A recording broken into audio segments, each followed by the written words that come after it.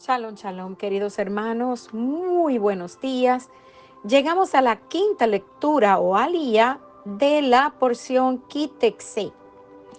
Y hoy vamos a estudiar Deuteronomio capítulo 23, versículo 25, hasta el capítulo 24, versículo 4. Y seguimos viendo cómo Moisés sigue repasando leyes variadas con el pueblo de Israel. Y hoy les habla de las leyes que permiten a los trabajadores o a alguna persona que esté pasando por el viñedo o el campo de un hermano y que puede comer de los alimentos que ya sea que está cosechando o que está siendo cosechado en ese lugar.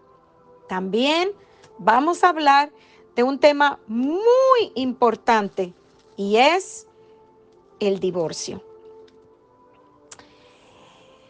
Y la porción nos está hablando aquí del respeto que nosotros debemos tener cuando estemos en la propiedad, ya sea de cultivo de viñedos o de espigas de un hermano. Dice aquí que si tenemos hambre y queremos comer uvas o comer del trigo, podemos hacerlo, pero no llevar a nuestra casa, no sacar nada de esa propiedad. Aquí vemos cómo el Eterno nos habla del respeto que debemos tener por la propiedad de alguien y cómo en su misericordia se nos permite saciar el hambre. ¡Qué Padre tan maravilloso tenemos! Luego llegamos a un tema muy controversial hoy día y es sobre el divorcio. Y la palabra dice así: si un hombre toma a una mujer y se casa con ella, pero después resulta que no le gusta por haber encontrado en ella algo indecente, le dará por escrito un certificado de divorcio y la despedirá de su casa. Ella, después de que haya abandonado la casa, podrá casarse con otro. Pero si su segundo marido también llega a despreciarla y le entrega un certificado de divorcio, despidiéndola de su casa, o si este segundo marido se muere, entonces el que fue su primer marido no podrá volver a casarse con ella debido al estado de impureza en que ella se encuentra.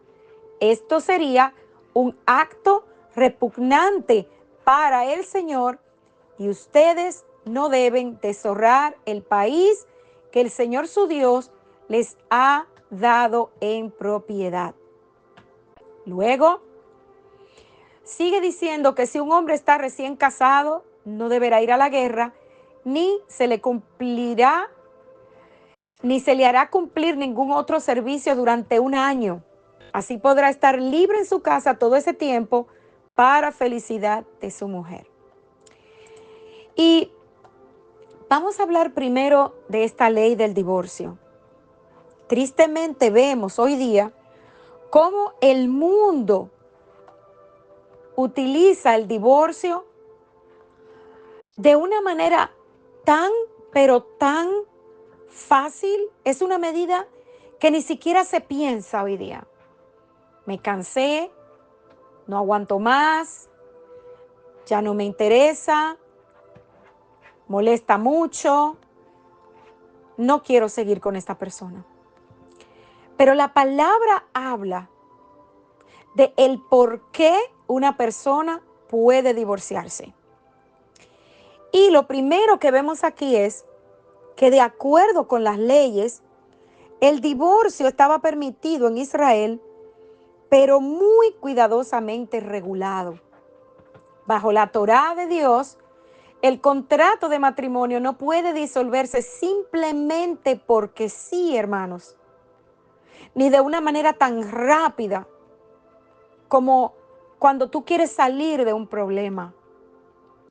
Primeramente debe haber una causa, algo, un problema fundamental para que una pareja decida disolver lo que es un contrato. El matrimonio es un pacto.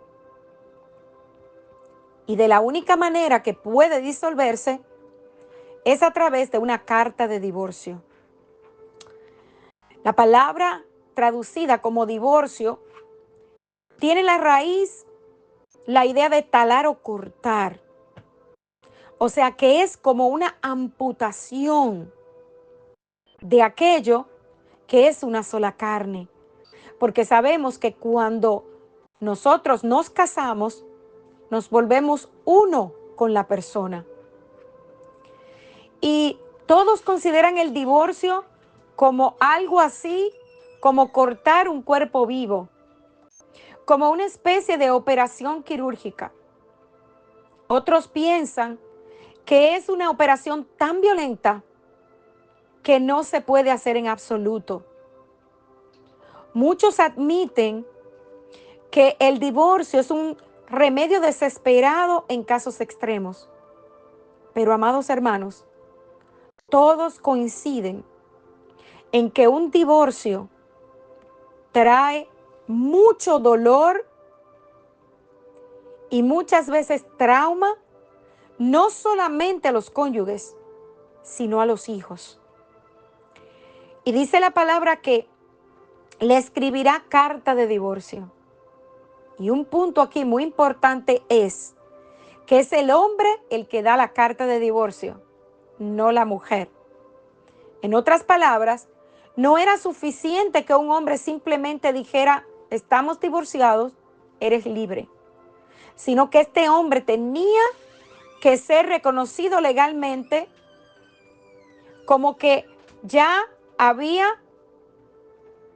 terminado el matrimonio y tenía que entregarle una carta de divorcio, un documento legal a esta mujer. Dice que si ella no le agradaba por haber hallado en ella alguna cosa indecente, entonces esta era la base para el divorcio.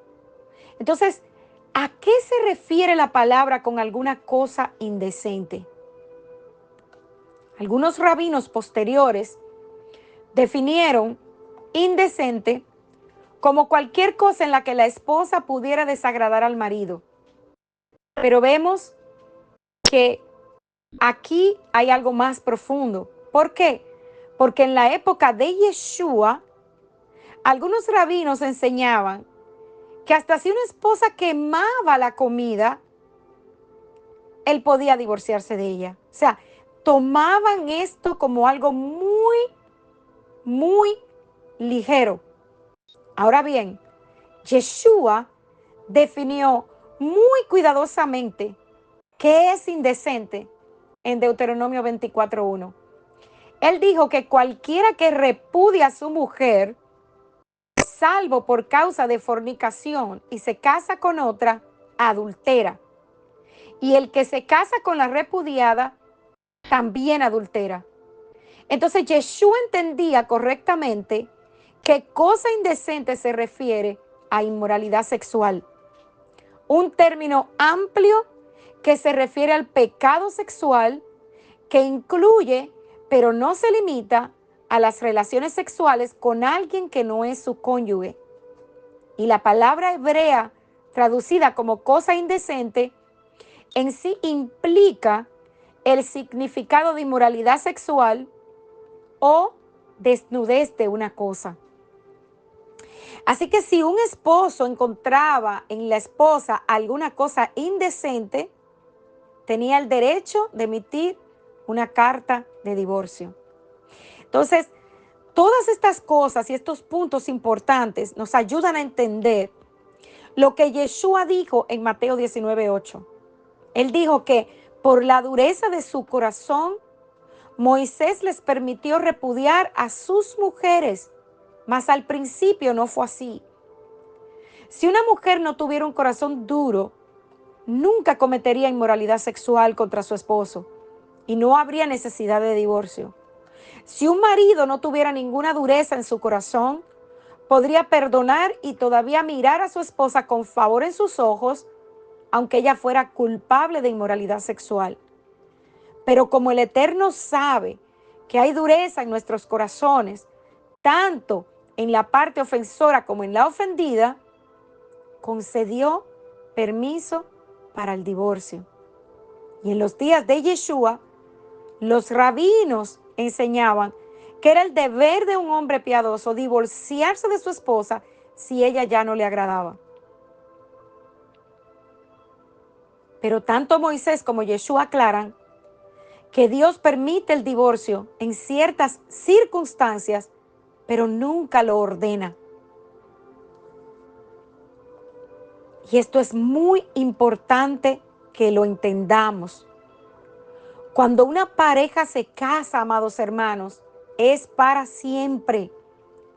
Pero hay condiciones que abren la puerta a dar una carta de divorcio. La razón de un divorcio es cuando se encuentra alguna cosa indecente, como hemos visto. Y la palabra en hebreo es ervá, que significa desnudez o exposición indecente.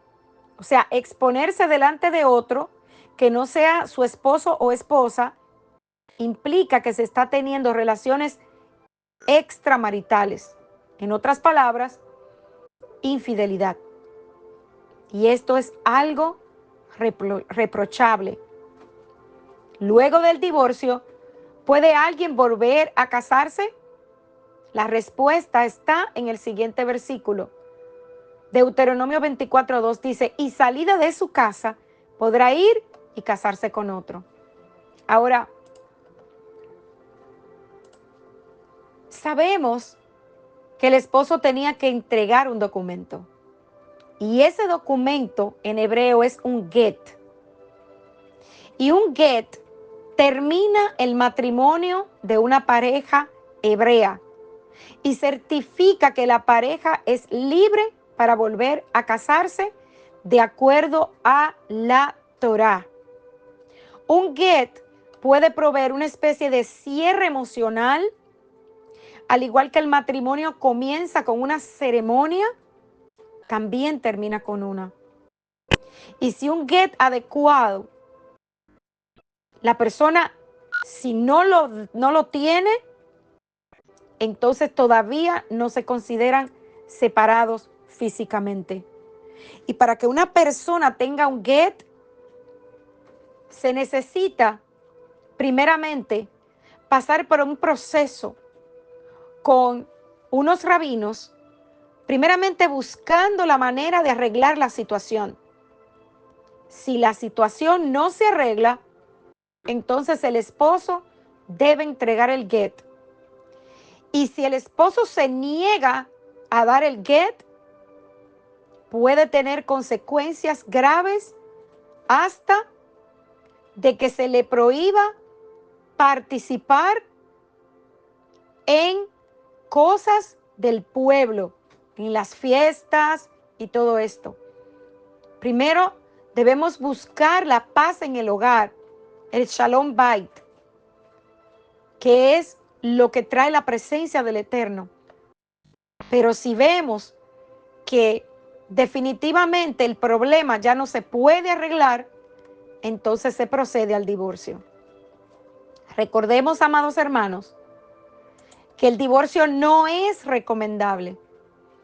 Debe ser utilizado como el último recurso cuando hay un daño real y ya las cosas no se pueden arreglar. Entonces,